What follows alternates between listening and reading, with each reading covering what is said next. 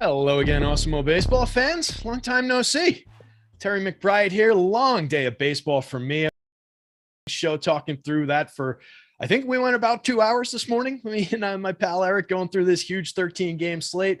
I've got 4,000 some odd words that I wrote in the intro on the site, and you can check that out. But I'm here with my pal Gundacker to break this thing down going into lock. We've got some changes that came through during the day with Clayton Kershaw. I think I owe the Kershaw family and all of baseball America kind of an apology on that one. I was talking about Clay Kershaw's injury history this morning and seemed to have accidentally conjured an injury because he's on the IL, and we've got Walker Buehler starting in that spot. Chaos on all sides. Should be a fun slate. I'm embracing the chaos this year. I spoke about it this morning, Gun, but how the hell you doing, man? I'm good. On top of losing Kershaw, we lost Giolito for a couple of days on the Rona IL. And as a Yankee fan, I'm just torn apart that we don't get to face Giolito. It really is the same. It really is the same. So yeah, it just sucks. Yeah. Too bad. But it's a 13 gamer. It's Friday night. There's cores. Weather's heating up. It's almost 100 degrees where I'm at right now, man. So we're starting to creep into the dog days. So business about to pick up. Yeah, I think so. We saw, some outbursts across the league last night. I know I had a nice sweat going, and just another never-ending game that got out of hand in L.A. Yanks obviously got out of hand and went crazy last night. I'm expecting more of the same from our Yankees offense tonight. I think that's a killer spot going up against Vince Velasquez. I featured them in my article, but we'll get into it. We're going to go game by game, talk through the entire slate. You guys hit the like and the subscribe down there for us. It helps us out a lot. If you subscribe, helps you know when we go live. We've got shows all over the place for all these different sports we're covering these days. So if you're subscribed, you always get those notifications. You don't miss a beat. You're on top of everything with us. We're brought to you by OddsShopper, our sister site today. If you're not familiar, you probably haven't been paying attention with all these great bets that we're throwing out there. All that great content over on OddsShopper helps you find the best bets in an awful hurry. So if you're looking to make some sports bets tonight, jump over to OddsShopper. It's free. It's linked from the top of Awesemo. It's also OddsShopper with 2 S's in the middle.com. Easy to find. We'll get into a little bit more about OddsShopper a little bit later on. Right now, we are going to dive headlong into this slate. We're going to talk fast. We're not going to waste a lot of time on these games. We've got a little bit of time to do it in. So right off the top, Gun, a game I didn't get to talk about this morning, Houston against Washington. Houston coming in as the pretty strong favorite with Framber on the hill going up against the Nationals with Josiah Gray here. I pull pretty strong home run marks for the Astros going up against Josiah Gray with some of the contact he's given up. He does have decent strikeout acumen, but puts too many guys on base. Is there any reason to go to Josiah Gray? And then do you have any interest in Framber, low strikeout ground ball specialist type on this one?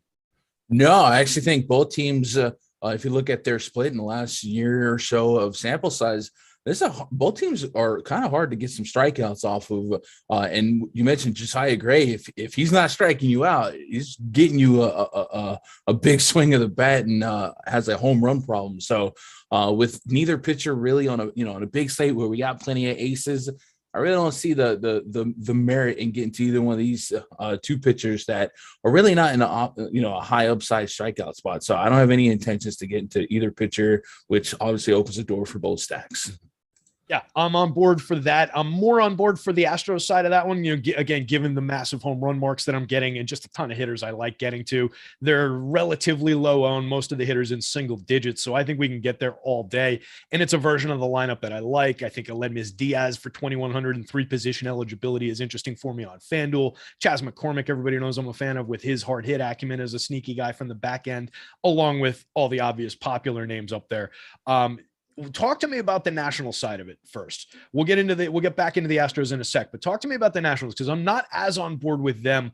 I do like Soto and Nelson Cruz in a vacuum against basically anyone, but with Framber keeping the ball down to such extreme degrees, 0.0% barrel rate so far this year and a negative 7.4 degree average launch angle. This is a guy who had a 70% ground ball rate last year, negative 5.5 degree average launch angle last year. The way he suppresses offense, what are you seeing on the national side of things? Is it a leverage play? Yeah, that's all it can be at this point. 2% top stack chance, 1% ownership. Throw a couple of sprinkles in the back end, but like you say, you keep the ball on the ground. And these bigger slates, last night we talked about some game theory on the condensed side of things. These bigger slates, you think about what the optimal lineup is. You got 26 teams. it's going to be all home runs through and through the lineup. It's going to be 25, 30-point pitchers. So even with Valdez not having that DFS upside because of the strikeout marks, if you can keep the ball on the ground, I mean, what are we stacking? So Soto and Bell and Cruz always playable, so they'll follow my lineups as one-offs. But to your point, Astros, I got five Astros in my home run model above the magic number. So I'll definitely be there on the Astros, but yeah, not too enthralled with the Nats. Yeah. I got 4 guys above it and like basically the rest of the lineup just below it. So I'm right there with you. Talk me through the Astros lineup real quick. We'll go through some of the quality bats there because I think there's a ton of individuals to talk about there. Yeah, just all incredible OBP, high ISO, low strikeouts. I mean, it's a dream spot on the road, park boost, weather boost. As far as home run marks, my highest home run mark in this game is Alex Bregman, then it's Alvarez, then it's Altuve, and then it's Kyle Tucker. So yeah, those are 4 of my favorite clicks here. Nice.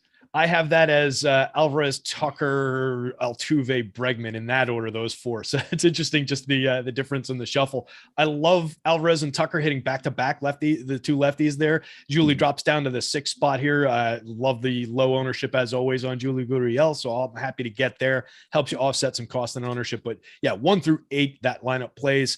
Do you play Martin Maldonado if you need a catcher on DK, or are you a Maldonado guy? Yeah, if he was 2K and fell into the stack, maybe, but 2,900, maybe I don't go out of my way to take him out, but yeah, I just don't know that he has much pop or oomph for me to go after. Yeah, the occasional long ball, but it's a tall order on a lot of slates. Excellent catcher, but tall order for DFS. Let's jump over to the next game on the sheet here. Let me make sure I'm talking about the right game matched up because I forgot to change the order of these games on my sheet to match my table here. All right, we got the Blue Jays going up against the Rays. Kevin Gausman, this is definitely a pitcher who's interesting on this slate. I think he's appropriately priced, 9,800 on FanDuel, 10,000 on DK, drawing some ownership, going up against the Rays with Drew Rasmussen on the hill. Rasmussen facing this excellent Toronto lineup. Do you have any interest in Rasmussen at very low ownership, but probably appropriate prices at all on this one, or is it all about Gausman here? For me, it's probably all Gausman. I guess I would on a smaller slate that didn't have all these studs. I think there's a case to be made for Rasmussen getting by, but it's a really tough lineup, and I am selling out for ceiling out of all my pitchers today. So I don't think 9K Rasmussen is the dude for me. Yeah.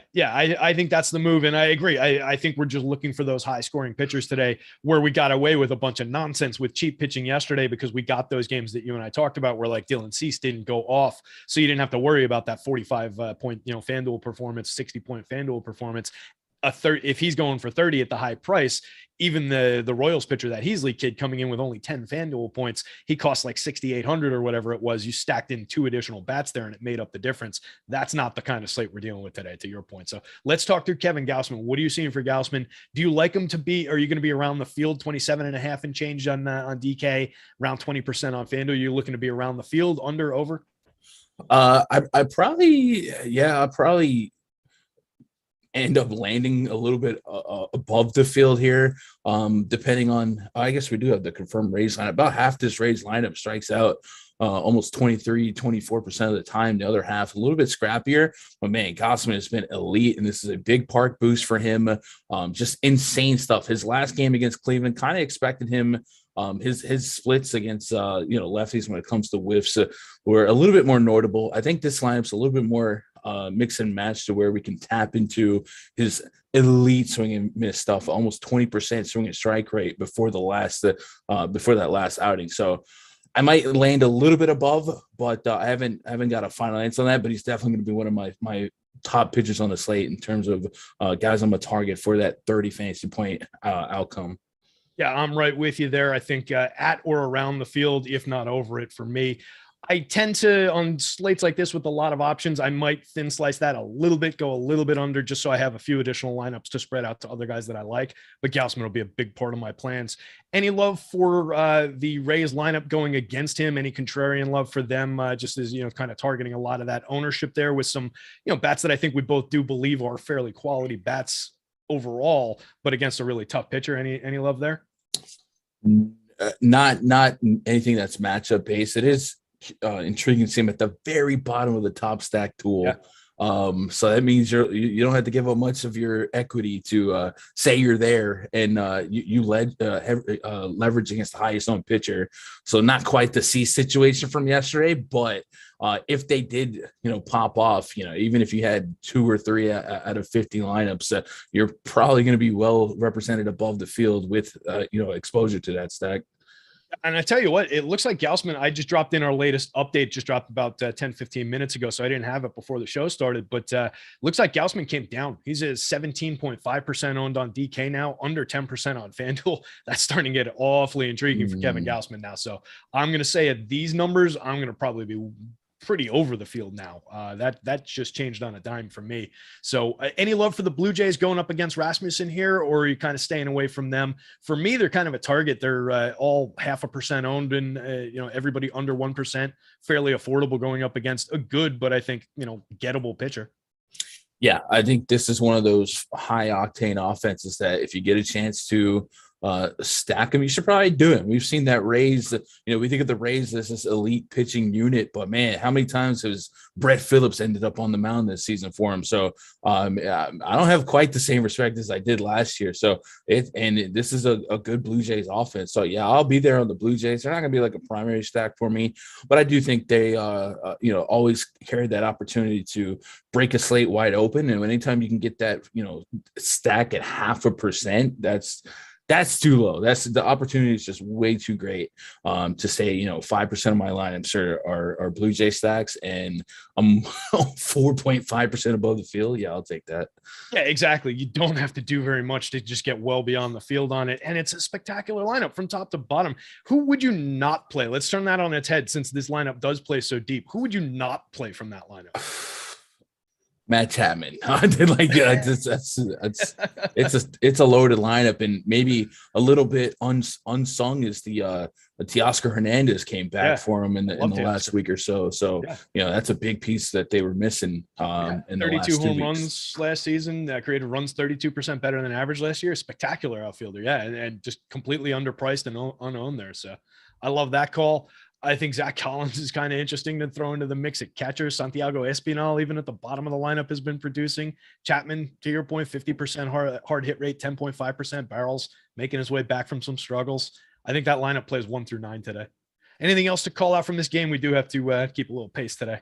No, I'm following your lead. Rock and roll. Let's go on to the next game. I think I've got it in the same order. Yeah, we're looking at the Seattle Mariners against the New York Mets. This is another interesting one. Marco Gonzalez looks like a big flashing hit me hard sign to me, and Max Scherzer definitely looks like he's very much in play for everybody on this slate. Is there any reason in the world to go to Marco Gonzalez here against this Mets team, or is that just equal Mets stacks for you? If he's optimal, I'm out of there. Same here. Let's talk about Max Scherzer, pushing 50% ownership on DK, over 30% owned on FanDuel. One of the best pitchers in the league. Very expensive, going up against a reasonably quality Mariners lineup. How much max are you going to have? Are you looking to target like the Fields number, or are you looking to be over under? I had him settled in at 30%, which I didn't realize it was 20% below the field. So I might have to do some meditating on that number. If I come up on Max Scherzer, I definitely am not going to lose any sleep. So I'm minimum 30 right now, but there is a room that I start going up to that 40-50 threshold. I think I respect the Mariners more than most, but they did shake up the lineup a little bit. Option down Kelnick today. This lineup is not the same lineup from a couple of weeks ago. Mike Ford, Steven Souza Jr. In the mix here. So there's definitely some strikeouts to be had here. It's like half happy strikeouts and half scrappy guys. And Max Scherzer can definitely get by the scrappy guys. And, the main power numbers I'm worried about are Eugenio Suarez and Jesse Winker. So I think Citi Field can hold the Mariners in the park today. And I think Max Scherzer's definitely got a great chance of being the number one scoring pitcher on the slate, if not a lock to be, top 2 at a high clip. We got him at 31% of the time being a top 2 pitcher. So that's kind of why I was at 30%. Right. So I don't know. I might have to come up, but I think I'm happy with him still being one of my top 2, top 3 owned pitchers, no matter what that number becomes. Yeah, I'm right there with you. And I said it this morning, typically, especially on a large slate on FanDuel, the single pitcher, I don't typically get, much beyond 25-ish% unless it's one of those slates where it's like extreme ace and just like you and me pitching the rest of the games. Mm-hmm. At 35% on this slate, I'm going to have trouble getting beyond the field on Max, I think.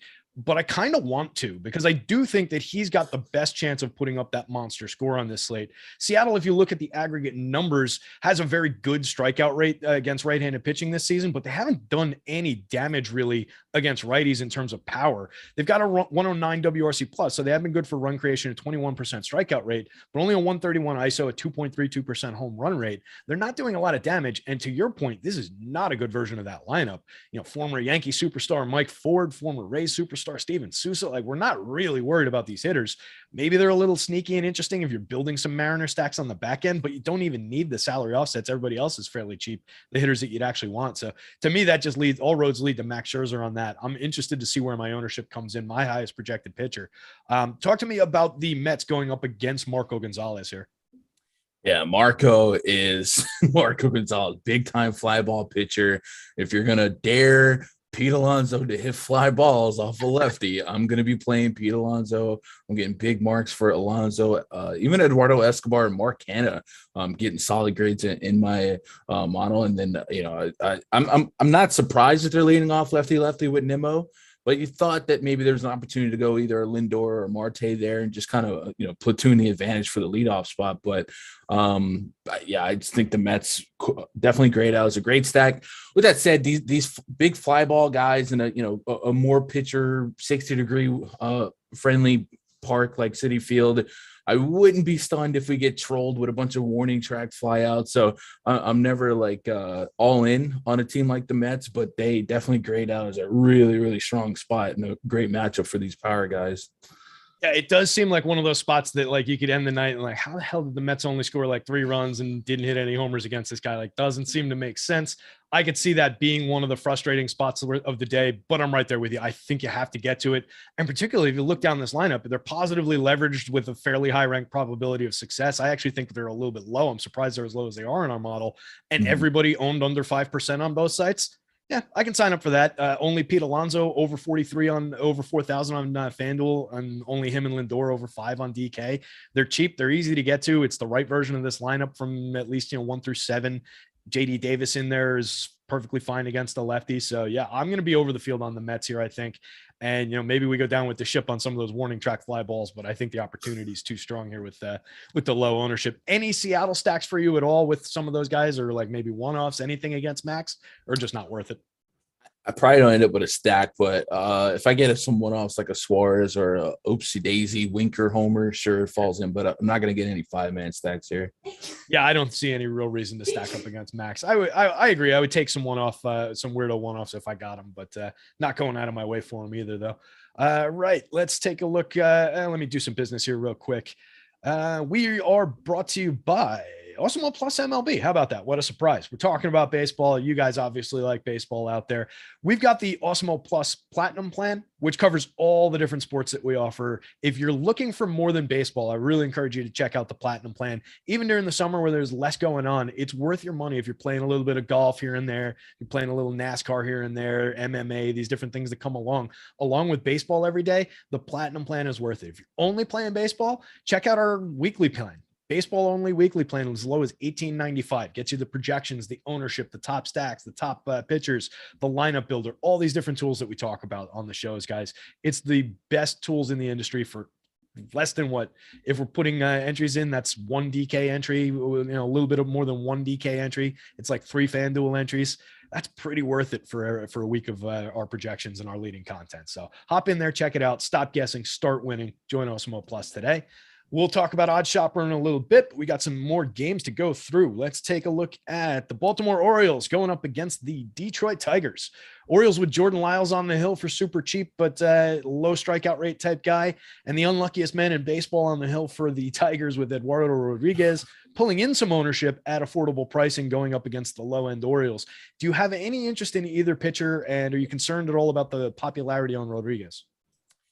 Yeah, I mean, it makes sense to want to play Erod just because of his strikeout acumen, but as you mentioned, man, after a while, luck is when you have such bad luck for that long, man, I'm a little bit skittish. So I do think he's probably exponentially overowned. And there's just some guys where if a Scherzer or a Gossman ended up being, 15, 20, 30% overowned, I feel better about trying to compensate and match the field on those guys. Erod, I feel like that's I don't know if I want to get too bullish on him. So I think he's overowned. I still want him in my player pool. So I'd be more so, chopping the field in half here or chopping him at the knees, as my old major would say. So I have some interest, but at the same time, I do think there is a version of the Orioles lineup that could be a pesky lineup against lefties. When it is confirmed, we could have Hayes, Mancini, Santander. Jorge Mateo has been one of the league leaders in line drive rates. So there's a pesky version of that lineup that would make me a little less than confident in an overowned Erod getting there. But I understand it. And I also think he's just kind of fundamentally underpriced at 7.1K to where he could have a soft landing on an average to bad game at like 15 fantasy points. So I understand each side of that. I think I stated earlier, I'm probably selling out for full ceiling results out of my pitcher spot today, trying to get to 25 plus fantasy points on DK. And if I've got to zig while the field is zagging on 30% Erod, then that's the decision I make. And no Lyles for me, though. I do know that. Yeah, I think I agree with that. We talked about Lyles a little bit from the, hey, if you're going to roll some dice on 17% owned, whatever the kid's name is, that's pitching for the Angels at that price, like, maybe you take some shots with Jordan Lyles here. Like, it's not like he's facing a very good lineup in the Tigers. They've been struggling. Not like you're talking about a high-end strikeout pitcher, but for 5,400 on DK, if you're rolling those like super cheap bargain basement type dice, I can see grabbing a few shares of that in your pocket alongside those other $5,400 or $5,000 options, but I don't like it. Erod, I'm with you. I think that on a slate like this, like I like getting to Erod when everybody's like, ugh, Erod, and he's 3% owned at these kind of prices. I like the matchup. I will have some. He'll be in my player pool, but I'll be well under the 20% on FanDuel. I would be well under the 30%, 35% on DK. Talk to me about the Tigers going up against Lyles here, since you're not looking to roster Lyles. Do you like Tigers stacks going against him, or is it just kind of a stay away spot on both sides? A lot of ownership going to Javi Baez on FanDuel, a lot of ownership going to Javi Baez and Robbie Grossman. Yeah, it's not necessarily I want a full stack against him. It's just like I don't know that I'm getting some high strikeout numbers, redeeming qualities that would play well at the top end of a tournament. But there are bats that I'm getting decent grades against. Javi Baez has always been one of those guys. If I can neutralize his 30+% K rate against lefties or against righties, then I want to. And in this case, I think I can do that with a guy like Jordan Lyles. So yeah, a better chance of him putting the ball in play, tap into his like 13+% barrel rate since the beginning of last year. Sure, give me some of that. Scope, Candelario, Torkelson, like all those guys can fall into some lineups, but I don't think I'm going to be like full stacking Tigers. I think this Orioles bullpen has been way better than expected, and I think the results have been really, really great as well. So I just think it's a DFS play. I don't know that I'm getting a ceiling from Lyles that I need to have on a 13-game Friday night slate. I think that makes sense. Does that mean you're maybe looking at these guys for like 3-mans, looking to maybe grab the middle of the Tigers lineup here with 3-mans? I might get I might get like some 2-man sub stacks. I would say on FanDuel, they're extremely cheap. Really, really cheap. Candelario 23, Scope 21, Torkelson 23. I mean, this is $2,300 average salary for the starting lineup. That's incredible. That's incredible. So maybe on salary I can get, or excuse me, on FanDuel I can get to him. You could probably build. I don't know. I guess if you were into cores with Ace, some Tiger stacks could probably get you there. 2 or 3-man stack on DraftKings. I didn't have any intention to get more than like 2-man stacks, so that's probably how I play it. FanDuel, I'd think about it though. That's a really cheap lineup. It really, really is, and you're not drawing like Torkelson at the back end of the lineup, hitting 7th, 2,300, drawing 2.3% ownership. That's kind of interesting. I know he struggled at 146, 276, 258, only a 112 ISO, 3 home runs, but I don't really care. I think he's a good enough hitter. He's got a 46.3% hard hit and 9.3% barrel rate so far. I'm happy to get to that. And if I'm stacking up some Tigers, so that's actually interesting that they're that cheap. That might be a driving factor in getting to these guys. I would not be happy to be over the field on talent with these guys, but at those prices, if I'm buying the right items alongside them, like low on Blue Jays, let's say, or totally unowned Blue Jays or unowned Yankees, something like that, they can make a lot of things work. So that's somewhat interesting. Are you taking shots against Erod here with the Orioles? I think I will be. I think they're dramatically under-owned for all the ownership he's pulling and all his misfortune and all the right-handed quality in this lineup. You mentioned Jorge Mateo. I like him a lot. Let's go through that real quick on the Orioles. It actually looks like now I actually have a confirmed Orioles lineup to look at. And they put my boy Mateo back in second. I like that. So, nice. Yeah, I will. And one of the things about Erod, and it kind of brushed over because I honestly thought my numbers were broken. But I don't know if you're seeing it as well. Erod has a 6% swinging strike rate this year.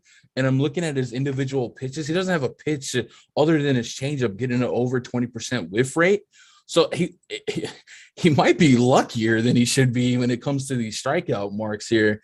And it's actually, if you look at and talking about his luck, he's actually got a really favorable BABIP this year. It's like 240 something. Yeah. But yet somehow he's found a way to have his ERA like a full run higher than his XFIP, because that makes sense. Yeah. I mean, okay. So he might be luckier when it comes to the strikeout numbers so far. Yeah. So that probably helps me feel a little bit better about fading him, unless, we know he can get to 12% swing and strike rate. So maybe it's coming, but I didn't realize his swing and miss stuff was so low this season. I actually hadn't noticed that either. So maybe and we're already kind of marking him as over-owned with 15% top pitcher chance with 30% ownership. Maybe that'll help me justify just full fading him here. And I do like this Orioles lineup. They're kind of like a Cinderella lineup here against lefties. I wish Austin Hayes made the lineup, but he didn't. Yeah, but, no Hayes, no Mountcastle kind of sucks. Yeah, that definitely it does deflate the hot air balloon. Top four though. Yeah, I'll take the top four. Right. I'll probably fade Erod, take a little Orioles here to hedge the over ownership, and then I'll move along. Yeah, that's an interesting spot. I like that top four: Cedric Mullins, Jorge Mateo, Trey Mancini, Anthony Santander. Grab those guys at 1% and below for super cheap, and just move on. And I agree. I think that's an interesting spot to attack Erod. So cue the Erod complete game shutout, no hit. 12 strikeout game, but that's how this one goes with this pitcher. Anything else from this game, or should we move on? I think we should probably we can move on here. All right, let's take a look. Next game on deck, San Diego Padres. Interesting pitching matchup in this one. Two of our top ranked pitchers going head to head here. Yu Darvish going for the Padres, going up against the elite Braves lineup with Max Fried on the mound for the Braves, going up against the at least frisky against lefty. I have to give them that much credit. Padres, they've been very good against lefties this year, but Fried is excellent. Darvish struggling a little bit. He's one of a few pitchers that's kind of interesting. He's pitching him, Logan Webb, and I forget who else, pitching very well with everything except their strikeout rate has dropped by like 8 percentage points since last year. With Webb, it's like 4 percentage points, but everything else has held up. So what do you think of Darvish? Do you believe in him? Do you think he's going to bounce back and return to form? And then are you getting any Max Fried on the other side?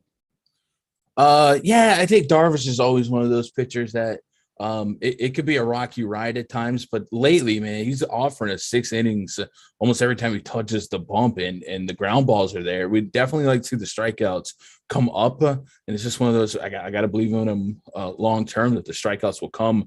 He does get a better than expected Braves lineup. No Ronald Acuna here, so looking through and through here, I'm getting pretty decent strikeout marks. Only like Albies has a sub 20% K rate to righties in the last 2 seasons, so maybe it is a lineup boost here. And at 8,500, another soft landing price point if he has an average game. So I like him as one of the pitchers that's the most stretched out with, maybe a lot of hesitancy by the field here at just a 8% ownership. There's still a little bit of positive leverage to be had versus our, us giving him a 12% chance to be the top 2 pitchers. So I will get to him. It's never fun to pitch against either team, especially a team like the Braves. But when you take Acuna out, it feels a little better. It doesn't feel great, but still feels a little bit better. Yeah, for sure. And we're replacing him with Travis Demerit at the top of the lineup, 32.1% strikeout rate. He's a kid I've mentioned a few times. He's got 3 homers so far, 229 ISO, creating runs 28% better than average. Former first-round pick, has been kind of sneaky, hiding at the back end of the lineup. But against this pitcher, I mean, that kid might be exposed up at the top of the lineup. A couple easy strikeouts off the top.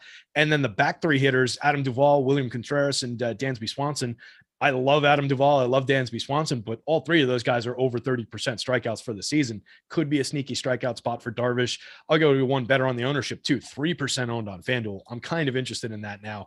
I'll have some Braves coming back the other way for sure, because I always get to this lineup when they're this low owned, but I think Darvish is interesting here. What about Max? Are you going to any shares of Max? 15% owned for a fair price on DK, only 5% owned for probably an aggressive 10-3 on FanDuel. But I do like Max, and I think that's given a 5% ownership on FanDuel. I'm kind of targeting both pitchers here. Yeah, I think I'm actually a little surprised to see we had Max at 15% owned. Not that I think that's a bad number. It's just like usually I tend to get Max a little bit lower owned than the quality of pitcher he is. I think he's way better than a lot of the perception. With that said, this is a version of the Padres lineup that doesn't have a ton of massive strikeout numbers. I'm getting Voit as one of the higher strikeout numbers, but he's also one of the bats I'm scared of. And then Will Myers, same song and dance here. So with Max Fried, I think we can get some length out of him. I think he keeps the ball on the ground, so I don't have to worry about him getting lit up too much. So I do like the thought of him at 9,300. Look for 25 plus. I wish he came in a little bit lower owned, but I still have 15%. I don't have to give up much, and I can compensate for that, extra 30% that I'm opening up by maybe looking the other way on Eduardo Rodriguez. So I can still be okay with getting to him 15 to 20. But I think 15 would probably be the cap for me. I don't want to get too much higher just because I am looking for the big strikeout numbers. Yeah, and I think that's appropriate, being somewhat around the field on him, get over the field on Darvish, offset some of those ownership shares that you save from Rodriguez, and then throw the rest at the aces. I think that makes a ton of sense here. You mentioned Luke Voit in that Padres lineup. I don't know what there is to be afraid about. A guy with a 143 ISO, scuffling below the Mendoza line at 184, 349, 327. Trading runs 8% better than average, 2 home runs on the season. Okay, now isolate all that to his very last one game. It's a different story, bro. We're Sean V. Give me sample sizes. One of the most overrated bats in baseball, ladies and gentlemen. 34.4% hard hit rate from the supposed mighty Luke Voit. I don't know. I can take some shares if I'm looking to stack against Max Fried. I just don't think that's something I'm going to be doing. Are you looking at any Padres bats in addition to your buddy Luke Voit? No, it's kind of like the Valdez situation where I don't think I'm getting all the strikeouts I want, but when he does allow the ball to be put in play, it's likely going to be on the ground, and that's not going to win me a Friday night tournament more than likely. Yeah, I'm with you on that. What about the flawed version of the Braves lineup? They're also really, really low owned. I'm planning on getting there, especially as some hedge against the Darvish shares that I plan on taking out against them. With Demerit up top, Matt Olson, Austin Riley, Marcelo Ozuna, Ozzie Albies, I can play any day of the week. Are you getting any Braves stacks here, or is it about one-offs? What are you looking for from the Braves? Yeah, like I said, when Darvish has a bad game, it's usually a really bad game. So if I can get, say I'm there at less than 2% equity, which right now we can, and still get some type of positive leverage. I don't know if that's adjusted for the Acuna, but I think it's easy to get there. So I will. Damerit, while he doesn't have a ton of power, we have seen a bit of speed out of him. I think he has an inside the park homer on the season. So that kind of gives you the speed factor. And if a speedy guy like that gets on base, you can probably get some distracted pitches while, Riley or Matt Olson are in the box, and they don't need any extra help to hit one over the fence. So I will get to him just because you don't have to give it much to be there. And like I said, Darvish's bad games are real bad, and it'll help me self-hedge against the Darvish exposure that I will have. Yeah, I think we're on the same page with that. And it's just another one of those teams that's just on my list of, if these guys are unowned or under-owned or positively leveraged, I want to get there. I think they're also, kind of underpriced for their talents on this slate too. $2,700 Marcelo Ozuna cleaning up. I'll take some shares of that. So yeah, I'll be on the Braves here. Let's run through the AL East, the 2 AL East teams here, with the Red Sox going up against the Rangers. Then we'll do the Yankees game. Then we'll break for OddsShopper real quick, and then we'll have 6 more games to talk about after that. Red Sox with Nick Pivetta on the hill going up against the Rangers with Dane Dunning. I do think both pitchers have their value on this slate. Are you getting to either Pivetta or Dunning here? I don't think I will be. I'm tempted with Dane Dunning. I think he's starting to see a little bit of life, and at 6,700, that's a really like SP2 spot where I might steal 18 to 20. So maybe I get to a little bit of him. I'm learning to not over respect the Red Sox so far. Yeah, Yeah, I think it's important. You know, they've underperformed against right-handed pitching in general. What I like about Dunning too, he's finding his footing with strikeouts. He's a guy who's always kept the ball down. He's profiled as that kind of a pitcher through the minors, so he suppresses power, suppresses contact. And like I said, the strikeouts are up. And he's also, the litany of teams he's gone up against in his 6 starts, it was like the Yankees, the Blue Jays, the Astros, the Braves, and the Angels, and somebody else. It's all quality teams, and he's pitching well. So at 4.9% ownership for 6,700, I think that's a spectacular DK play. I'll even have some shares at 8,000 on the FanDuel slate. I think I can draw some of those and maybe get away with it. You're looking for a clunker game from a lot of these aces, but I think maybe that price buys me a bat that can make up the gap if he comes out and has another good game. So I think that's in play. What about Pivetta on the other side? 7,000, kind of similar for, you know, his price for the potential upside there against the Rangers lineup with plenty of swing and miss. Are you getting to Pivetta? Early on, no, but that's one of those. I wouldn't talk off that ledge if you're there. I think the Sierra, the XFIP, all that stuff's a little too high for my liking. And I just got this Rangers infatuation this season. I keep stacking them, and you know, here and there, I'm grabbing that random Miller bomb or the Corey Seager game. And I think this is a pitcher that can give up some power. We've seen that for years. So I'm a little bit more enthralled with the Rangers stack than I am getting to Pivetta. I think at 1.6% for 7,000 on FanDuel, 1.4% for 7,500 on DK, I would probably have more Pivetta shares than I would Rangers stack shares, but it would be close. Like, I think I would both sides it for sure. My issue with the Rangers stack is the underperformance of Marcus Semien, the 16.5% ownership share on Brad Miller at the top for super cheap. Corey Seager, I love. I'll take shares of Adolis Garcia, but it's an underperforming back end, and I don't love it. But I would definitely both sides it. I agree with you there. There's certainly power to be had against Pivetta, but there's also some strikeouts for that super thin ownership. Which specific hitters do you like from the Rangers, since you're a bigger fan of them than I am? Well, it is Brad Miller. He might be a little bit overowned. It is Brad Miller, and then especially guys like Corey Seager and Adolis Garcia, and then maybe some Cole Calhoun. They are getting real creative with Jonah Heim. We've seen him, had cleanup in the last couple of days. Yeah. Now he's down to the 6th spot. It's one of those, my long-term metrics on Heim aren't giving me massive power boost, but if I start shortening that, it starts to look a little bit better. But if I had to create a podium, it's Seager on the top, Brad Miller, then Garcia as my top 3 to target. I think that makes a ton of sense. What about on the Red Sox side of things, with Dunning, his ability to, kind of limit power has been kind of good, like we were talking about. It is still a lineup that, in the long term, I do believe in Rafael Devers, JD Martinez, Xander Bogaerts, Verdugo to a degree, certainly Trevor Story, who I know you traded away. What are you thinking of this Red Sox lineup here? Yeah, I mean, the name value is absolutely there. And yeah, to their credit, there's been a couple of games where the offense has been there, but the pitching or the bullpen has not. So I'm definitely not. I'm not full selling their offensive ability. So if I want to get there, Devers, JD Martinez, Xander are names that kind of sticking out. They put Kike back in the leadoff spot today, it looks like. So maybe you get extra implied at bat or 2 from him to make a little damage here. But I'm not getting big power scores either. Dane Dunning does tend to keep the ball on the ground. But just betting on talent, I think Rafi Devers would be my favorite option in this part. Yeah, agreed. That's the bat I would go to if I had to take one gun to my head. I don't know how many stacks I'm going to get to, though. They're all still, relatively fairly priced. They're not owned, so you can get away with some of the leverage game on them if you want to, but it's not a great target in my mind. I'll take what I get, but I don't love it. Let's jump into the Yankees game. We'll talk through that real quick. Then we're going to read a quick promo. And Ty, I think we're going to skip the Hall of Fame here. I think we're just going to be short on time, bud. So, Garrett Cole going for our Yankees and Vince Velasquez on the hill for the White Sox. 2 extremely different pitchers in my mind. How are you seeing this pitching matchup? Do you have any reason to roster Vince Velasquez? And then how much Garrett Cole are you going to have?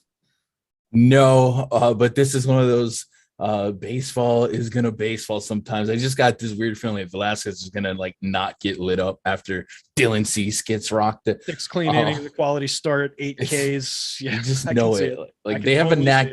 We have a knack for getting no hit for 6 innings by average pitching, and then stealing the bullpen here. So, but no, we got to let the numbers do this talking here. The numbers say we should be absolutely drooling at the opportunity of Vince Velasquez pitching against the Yankees here. So I'm going to represent that. You don't have to tell me twice. And then as far as firing up Garrett Cole again, you don't have to tell me twice. I do respect this White Sox offense. Like for all the lore of the Yankees dropping 14 yesterday, the White Sox still dropped 7, and that's way easier said than done against that pitching staff. Although, going from heel, matter of fact, 3 of them were off of Loaizaga, right? It's one of our best options. So I still think this White Sox offense is really, really, really good. And getting Yohan Makata back in the mix. He homered yesterday, didn't have a cheapie. This is a lineup that looks a little bit more like the lineup a lot of people peg as one of the contenders of the American League here. So it's going to be unstoppable force, immovable object type stuff. I'm going to be very exposed to Garrett Cole here. I think at 25%, where we got the field at, I'm okay with that. I might slightly land over on the 30. Like I said, I got to compensate for this now 36% to ownership of Erod that I'm not going to have, that the field is going to have. So I'm going to be over on some of these higher guys. And I think Garrett Cole is going to be one of them. But at the same time, I also think I'm going to be well over the field on White Sox exposure. We call that the Scumdacker. We got him at a 1.5 or we got him at 0.5% ownership. I'll land a plane there for 3% equity and get there. I was telling our Discord after lock yesterday, I had Cease as my number 1 owned pitcher, and I had Yankee Stacks as my number 1 owned stack. I went full Scumdacker yesterday, and worked out pretty well for me. So yeah, we'll be going. I think I'll be taking a similar approach there. I'll have plenty of White Sox. I'll have plenty of Cole. I think, especially on FanDuel, 12% ownership, that's pretty easy to get over the field on, even though he's higher priced over there. And I just think 9,600 is a bargain for Garrett Cole's talent in this spot on the DK slate. The White Sox are very good at avoiding the strikeout against righties so far this season, but the run creation's actually been down. The power has been down a little bit for them. So could be a sneaky good spot for Cole. He might make his 1-2 mistakes and get dinged a little bit, but I like him to pitch through strong here. We both love the Yankees offense in this spot. I wrote about them. They're my featured stack on the site. I'm getting titanic home run numbers for all of Rizzo,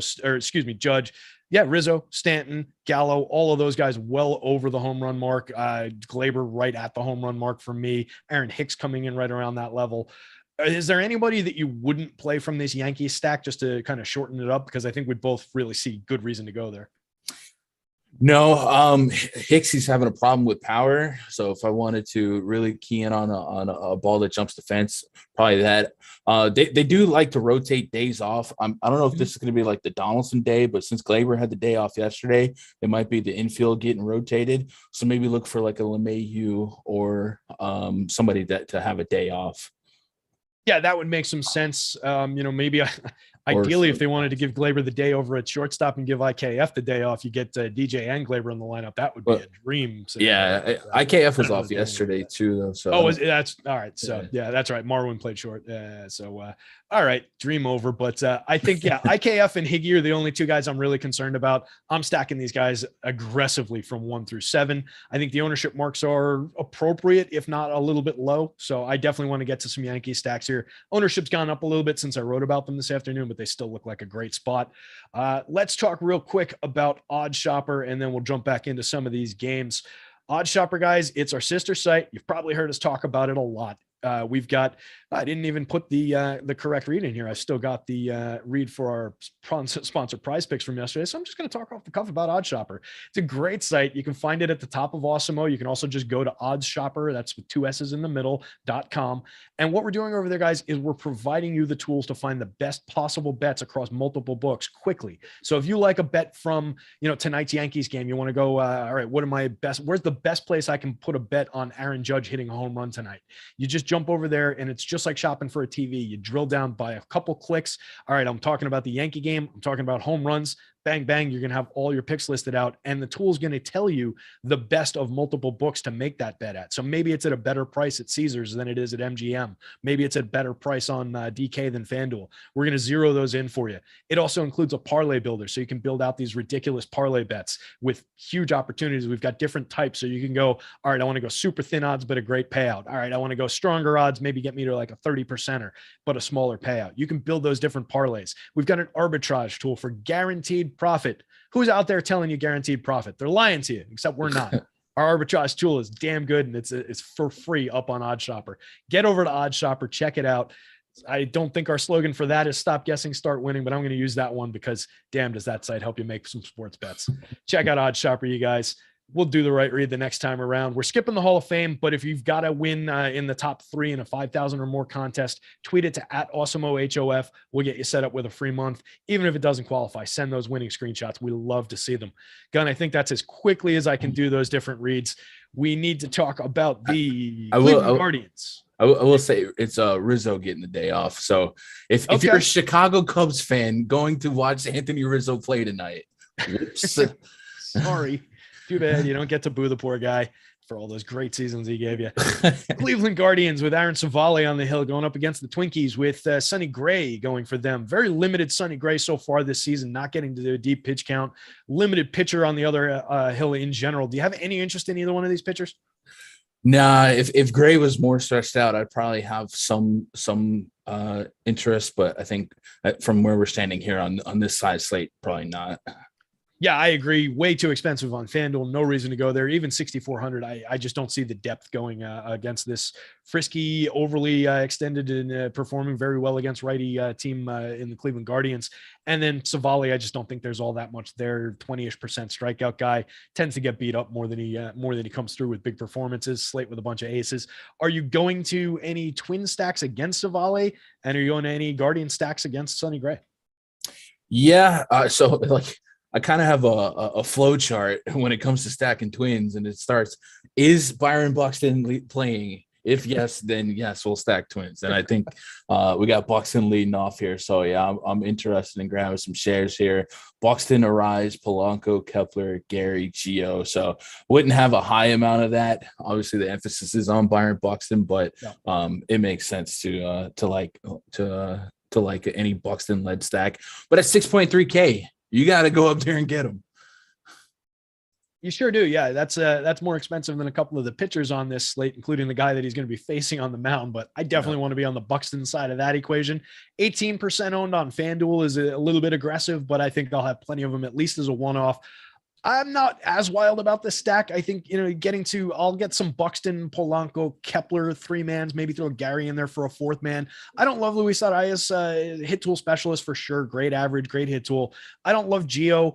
On DK, it's interesting. We've got a higher ownership projection on Ryan Jeffers as a catcher batting 8th than we do on Gary Sanchez as a catcher batting 5th. Which of those two catchers do you like better? The eye test has been on the Jeffers side lately, but Gary feels like the he's due and he's in the RBI spot. So I probably lean, especially if he's going to be the lower owned version. Yeah. But as someone who's catching a lot of Twins games lately, my girl's a Twins fan. I tend to I've noticed Jeffers has got some power lately. Yeah, 3 bombs, 178 ISO, 14.9% barrel rate for Jeffers. Not too bad, but yeah, my answer is Gary there too, based on the lineup position and all the quality that we know is in that bat from time to time. What about the Guardians on the other side? Miles Straw, Stephen Kwan, Owen Miller, uninspiring names by name recognition, but man, they've been performing this year. Jose Ramirez in the middle of that, some Ahmed Rosario, maybe some Franmil Reyes, some Andres Jimenez. Any interest in any of those guys? Am I selling it all on any of those guys? Flowchart. If Jose Ramirez is in the lineup, yeah, we'll take some shots, man. He can definitely make those around him better, but not a high, not a core or anything like that. I think the Twins bullpen certainly has had a power problem lately. So some of these guys like the Franmil Reyes might get some late inning plus matchups, and then Jose Ramirez, I'd probably pitch or hit him against anything. Yeah, spectacular hitter right there. 7 home runs, 297, 402, 595, creating runs 94% better than average. I can take some stabs at that. I do think the lineup comes together interestingly in that you can jump over Owen Miller's price, because I don't like Owen Miller for that price. I know he's been great so far this season, but I just don't love that price. I'd rather jump over him and go to a completely unowned and cheap Ahmed Rosario with Franmil and Andres Jimenez. and just kind of try and differentiate some Guardian stacks. Damn it, said it. Some Guardian stacks. I don't love Miles Straw. Stephen Kwan's fine, but I kind of like those 5, 6, 7 hitters a little better than the 2 and 4 hitter in stacks with Jose Ramirez if I'm going to this team. But I think it's tempered. I won't have a ton of them either. Not a prime target for me. Anything else to call out for this one before we jump on? Nah, it's just low exposure to the offenses for me and no exposure to the pitchers. I think that makes sense. Interesting pitcher in the next one. Logan Webb, I mentioned him up toward the top of the show, 3.27 xERA. The xFIP is fine this year, putting a few too many guys on base. The strikeouts are really concerning. Dropped from 26 and change last year to 18%. It looks like they're having him throw his changeup a lot more this season, which is a weird mix for him.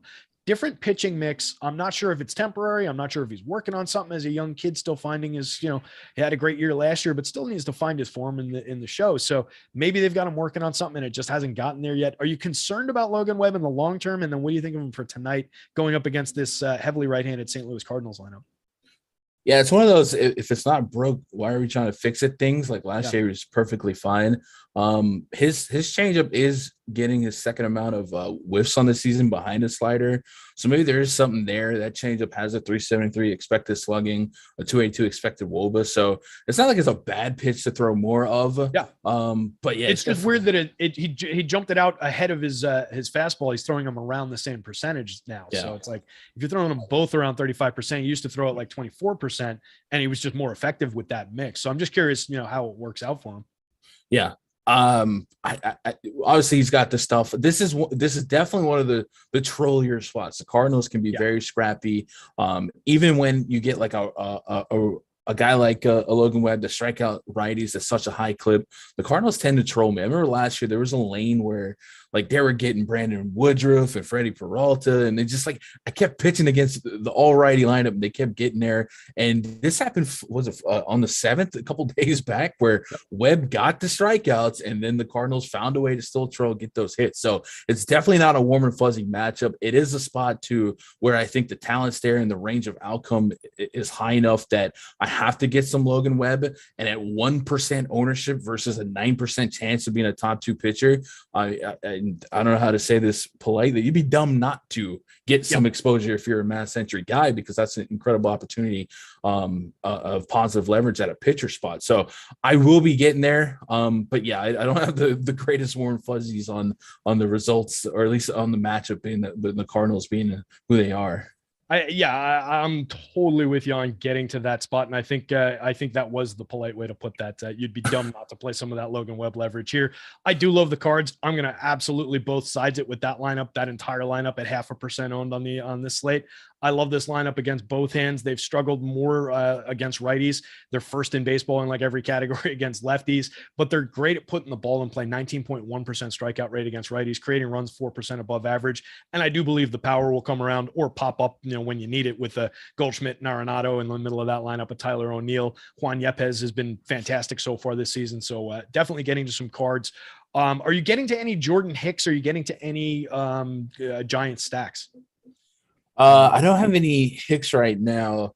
His swing and strike rate is really, really down 8%. Only 2 games this season did he experience, double-digit swing and strike rate, and that was again at Miami, at Milwaukee. Last 3 games, not quite as great for him, and his lowest swing and miss game was the very last start he had against San Francisco. So back-to-back starts against the same team that he kind of struggled with. He's not somebody that like I target to get beat up or give up a lot of homers. I don't know that there's a DFS ceiling worth chasing here, and how often that 6,300 I get. Probably 20 plus is what I would want, just on a slate this magnitude, this size. So no, I don't think I'm getting any Jordan Hicks. I am holding out for this Giants lineup. We might get a Longo Dongo tonight, Terry. I would love that. Love that spot. Good to see him back on the field, back in that lineup for sure. As far as that lineup goes, a lot of lefty pop in that lineup going up against Hicks. Is there a good reason to stack these guys at a pretty low ownership, fairly low cost for the talent that's available in that lineup? Jordan Hicks, he keeps the ball on the ground. I would guess if we bleed into his weaknesses, it is the fact that he can walk hitters. He's a 15% walk rate essentially this season. So if he's going to create traffic, create the opportunity for the big inning, hey man, those 2 RBI doubles can add up and give you some home run points at the end of the day, and then tapping into that bullpen. So yeah, maybe there's some merit to getting there. I don't think they're going to be a top 10 stack for me. But I think we do get there. I usually do target a lot of high walk pitchers just because, the opportunities for RBIs are a little bit higher than normal. Yeah, it helps with correlated scoring. It helps with sequencing. It helps with run creation. So absolutely, it makes a ton of sense to target guys who, look for those inflated whips, look for those inflated walk rates. I kind of skipped over you on the card side of things. We've got about 15 minutes and 4 more games to talk through. So are you getting to any card stacks there? Is that something that you're targeting? Because I will be. Yeah, a little bit, just because I think through and through, the Cardinals are a little bit more aggressive on the bases than people give them credit for. I think Edman has something like 7+ stolen bases. Yep, Bader's the other guy. He's not in the lineup today, but there's just a great mix of hit for average and hit for power that I'd probably stack them on just about any slate I get them on full strength. Yeah, for sure. I think Bader actually is in. He is in a line. Yeah, you're right. Yeah, 7 stolen bases down there. Nice little sneaky wraparound play in the bottom of that lineup. Not that you need to offset ownership, but he would help. Definitely super cheap. Let's move on to the next one here. I think we both like the cards in a vacuum, but we've got to talk about the Coors Field game. Kansas City Royals with Zach Greinke on the hill. Pretty hilarious 7.5% strikeout rate for Greinke this year, 5.42 expected ERA, going up against the Colorado Rockies, who have Kyle Freeland, tends to keep the ball in the yard, if nothing else. Do you have any interest whatsoever in either one of these pitchers? No. Me neither. I don't think there's any reason to play either one of these guys at Coors. I don't care what Zach Greinke's price is. He could be free today, and I don't think I would play him. Talk to me about the Royals stack first, because they're drawing massive popularity here, going up against the guy that I think is the better of these two pitchers and the more likely pitcher to suppress the offense. Are you getting to Royal stacks, or are they just too popular? Yeah, I agree with you. I when I see Greinke and Coors, my eyes light up. I was like, oh man, the Rockies must be 30% owned. No, they're appropriate. It's the Royals that are getting doubled up on. So like, I understand why you would want to take a shot on the Royals in Coors Field, putting some of these bats against the lefty, sure. But at 20% on a Friday night, I think I'll just take my chances at them not being optimal. I could still grab some exposure to the guys that do profile well, the Salvies, maybe Witt's bat is back. But I think fundamentally the process says any opportunities at big leverage on a big slate like this. So for me, if I'm taking notes, Erod and the Royals stack, right, their ownerships are probably a little bit over or higher than what it should be. Then that might be the biggest lanes for me to get different here. So I probably will just go the other way on the Royals, and I'll be happy to grab the Rockies instead. Yeah, I think if you significantly undercut both of those two spots that you just named, you're going to put in a very well differentiated portfolio of 150 lineups just on that alone. If you only do that and then just let everything else fly, I think you're going to be pretty differentiated from the field. So I think that's a good move. I totally agree. The Royals are just too overowned. I'll leave some of these guys in the player pool, of course, to take some one-off shares. Like you were saying, I'll always take some Salvi. I think Carlos Santana for 2,600 hitting cleanup in that lineup on DK, 3,000 on FanDuel. That's got to be a little bit interesting. Sure, you can get there, but they're just too popular. The Rockies, on the other hand, not that expensive, super low owned on the DK slate, picking up some popularity, but still only into the mid-teens, and some of the bats in the single digits on the FanDuel slate. I want to get aggressive about stacking Rockies here. I think it's an under-owned spot. Yeah, Greinke is I don't know how he's doing it, but he's doing it. I like a lot of these Rockies bats. We are getting some lineups here. This is a massive opportunity for CJ Cron to keep his home run season going. Randall Grichuk profiles pretty well for me. So yeah, I'm gonna be loving these Rockies. A little new look here. Jonathan Daza leading off. Ooh, that's an interesting little wrinkle. So Daza and the Blackman, CJ Cron, McMahon cleaning up. I like that, going up against going up against Greinke here. Brendan Rodgers in the lineup. It's much to my pal Eric Lindquist's chagrin. He was not looking for Rodgers in the lineup, but I'll still take some shares. I believe in the bat. I believe in the multi-tool player like that. So I'll take some shares out of him. I'm excited to roster some Rockies, and it's rare for me to get to Coors Field like that, but I'm definitely going to get aggressive about it. I think it's a great spot. Zach Greinke, 5.2% swinging strike rate and a 7.5% strikeout rate this season. Definitely a target for me. Let's take a look at the Angels versus the Athletics game here. We've got about 10 minutes left, 3 more games on deck. Angels in their fantastic lineup with Chase Silseth on the mound, making his major league debut as far as I can tell. We found out about him, 21-year-old, I believe. 5,500, drawing nearly 20% ownership now on DK.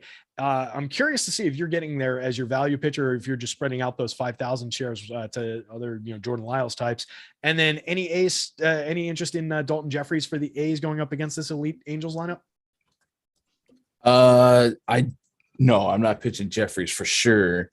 I had Lorenzen a minute ago, so I'll do a quick look at. They swapped him out earlier. Yeah, Chase Silseth. I think it's his major league debut. Yeah. Man, normally I don't like to take chances on these guys that are, first go around in the big 21 leagues. Never pitched above Double-A. The only the only in my head, I'm just like, but man, this Athletics line exactly can be bad, and this part can help them out. And for some reason, Angels pitching is. Angels in the Outfield, the movie is in real life, man. They're getting some results that are just incredible, man. That rookie throwing a 2 strikeout no-hitter the other night. So yeah, maybe I get into a share or two if the right Athletics lineup comes out, and they have a lineup that can be like an aggregate 29% K rate against righties. And looking at this kid's minor league stuff, I don't expect it to translate fully to the majors, but there's some strikeout stuff and there's some low whip. So maybe, but I'll ask for some 40-45 grade traditional scouting pitches. It's like, wow, we're playing with fire here. But you're right. I can't really badmouth Angels pitchers after Reed Detmers the other day, after I said he's got a curveball that's great at the minor league level and an advanced pitch, but nothing else. He's not ready for the show yet. And then he came out and threw a no-hitter. That kind of sucked. So I'm not going to badmouth this kid, but I do think that 19% ownership is a little aggressive. I'd be looking to go well under, maybe spread out. If you're looking for $5,000 pitchers, there's other spots to just, dump some pockets of ownership there. Any love for the Angel stack here going up against Dalton Jeffries? Oh yeah, for sure. Absolutely. As long as we get the usual suspects, man, Taylor Ward is the new Mike Trout. Mike Trout's the same Mike Trout. Otani, Jeffrey certainly doesn't instill a lot of fear in me. Maybe this ballpark trolls us to some extent here, but this is just way too good, way too hot of a lineup right now to not go into battle with versus, their projected ownership at 1.5%. I mean, have we not learned yet? It's just absurd. The top 6 hitters in the projected lineup, their average WRC plus is 162 for the season. That's insane. They're averaging 62% better than average creating runs. Get to 1 through 6 in this lineup. I can take or leave Chad Wallach, Luis Rengifo, and Andrew Velasquez down at the bottom of it, but definitely 1 through 6. I want to be there. We've got about 7 minutes, 2 more games to talk about. So let's just move on unless you have anything else from that game. No, let's get it. Cool. Cubs versus Diamondbacks in Arizona. Drew Smyly on the mound, lefty going up against the Diamondbacks here with Zach Davies on the hill answering back for the D-backs. Any reason to go to either one of these pitchers? No. Agreed. Yeah, I don't really see it for either one of these guys. So let's jump into the bats.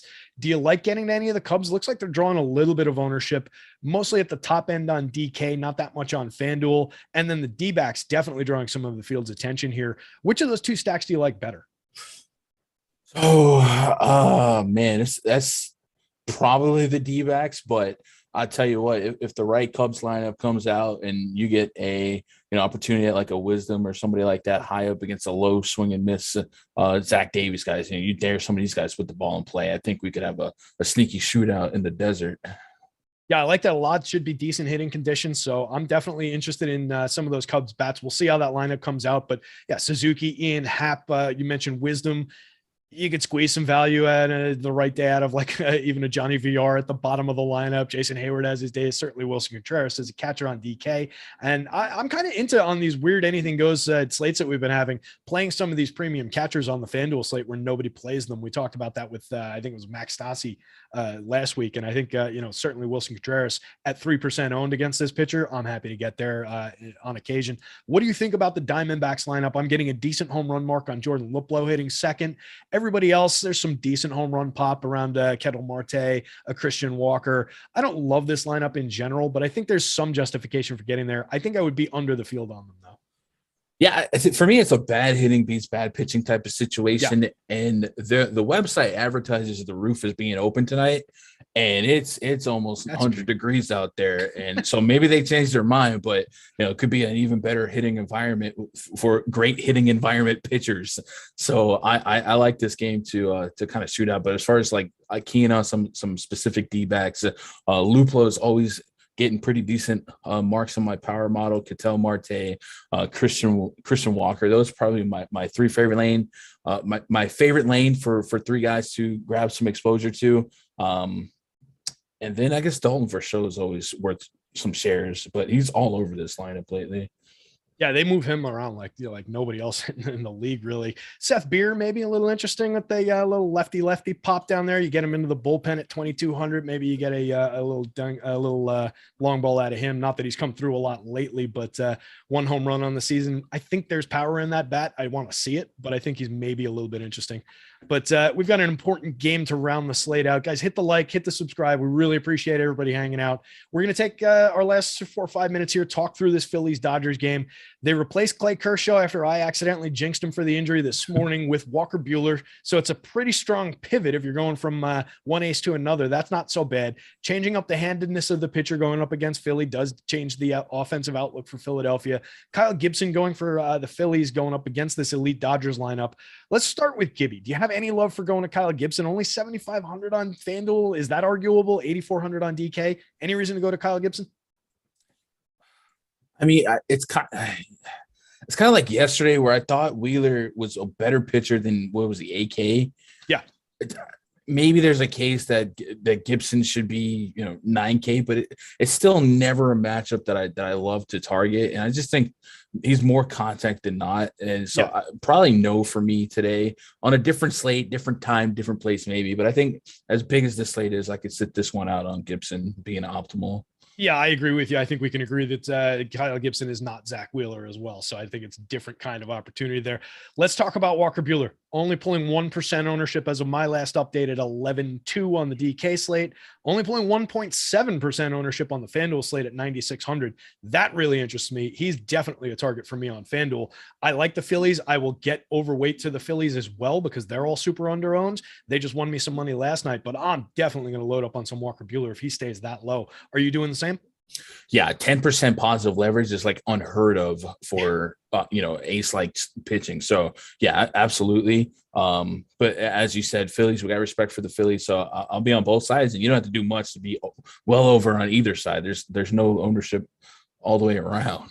Yeah. I think that Phillies lineup plays pretty well, 1 through 7, somewhere in there. If you're looking to stack Kyle Schwarber, Bryce Harper, certainly with the lefties going up against a righty. And then you can take Alec Bohm, Nicky Castellanos, JT Realmuto, Rhys Hoskins, even Gene Segura. You can stack all that together. So I like the prices. I love the ownership opportunity there.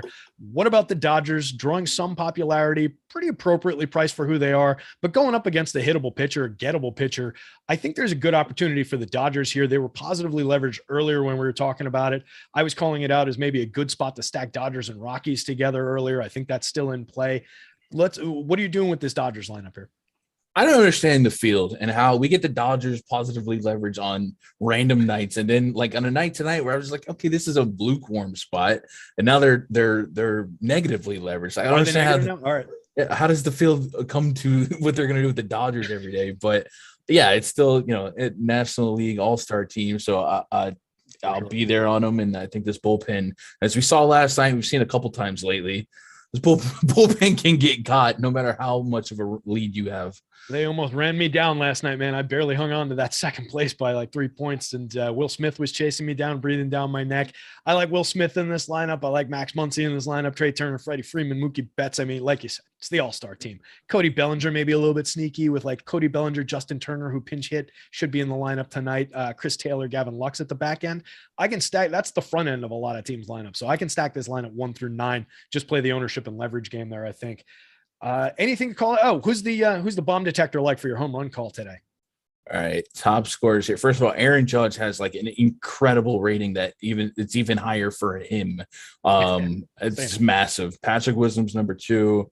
Mike Ford is up there. That's funny. Look at that, Mikey. Then Bregman, Buxton, and then Salvi. But just like whenever Judge gets to this number, I just can't stay away. So that's. Yeah, Aaron Judge. I didn't want to go directly back to it because I picked Stanton yesterday and that worked out. I've got Stanton and Judgy right at the top, but I've got also at the same levels Jordan Alvarez and Kyle Tucker. So I went with Kyle Tucker just to go with the lower owned of the Astros lefties. I think the Astros are an elite stack today for power. We are out of time, fellas. That was a sprint through 13 games. Gun, great job, man. Tell everybody where they can find you. I never do that. Tell everybody where they can find you on Twitter and all that. Twitter.com/Gundacker. And if you throw my name in the YouTube search, I might pop up. There you go. Love it. Really appreciate that. Guys, stick around. We've got some NBA shows coming up as usual. We've got, let's see, Deeper Dive coming up with Ryan and Adam at 5:30 right now, basically. And then Eric and Greg bringing you all the way from 6:30 to 8 p.m. Going to be some great NBA action going on. So don't miss that. Hit the like, hit the subscribe. We appreciate you. We're out of here.